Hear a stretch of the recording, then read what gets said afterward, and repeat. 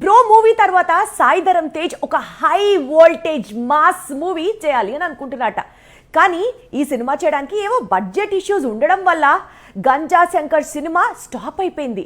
So మరి ఒకవేళ ganja Shankar cinema ఇప్పుడు తెరకెక్కకపోతే నెక్స్ట్ సుప్రీం చేసే ప్రాజెక్ట్స్ ఏవై ఉంటాయి? శాటిలైట్ ఓటీటీ మార్కెట్ పూర్తిగా క్రాష్ అయింది. గతంలో జరిగిన బిజినెస్ ఇప్పుడు జరగడం లేదు. అందుకు చాలా కారణాలు ఉన్నాయి.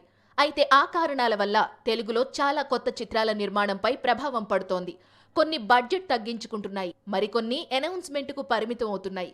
ఇదే దారిలో supreme new film ganja Shankar కూడా ఆగిపోతుందని, బడ్జెట్ ఇష్యూస్ వల్లే గాంజా శంకర్ కు బ్రేక్ పడిందని కొద్ది రోజులుగా వార్తలు వినిపిస్తున్నాయి. టాలీవుడ్ చెబుతున్నంత వరకు గాంజా శంకర్ ఆగిపోలేదు.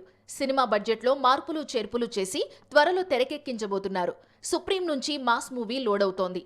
ఈ మూవీతోనే బుట్టబొమ్మ రీఎంట్రీ ఇవ్వనుందని ప్రచారం సాగుతోంది. పూజాతో కలిసి సుప్రీం స్టెప్పులేస్తాడా లేదా అన్నది కొద్ది రోజులు ఆగితే మరింత క్లారిటీ వస్తుంది. మరోవైపు మూవీ టైటిల్ పై తెలంగాణ నార్కోటిక్ బ్యూరో సీరియస్ అయింది. గంజాయి డ్రగ్స్ కంటెంట్ తో సినిమా తెరకెక్కడంపై కూడా ఆగ్రహం వ్యక్తం చేసింది. ఈ దశలో సినిమా టైటిల్ అలాగే కంటెంట్ ను దర్శకుడు సంపత్ నంది మారుస్తాడా అనేది చూడాల్సి ఉంది.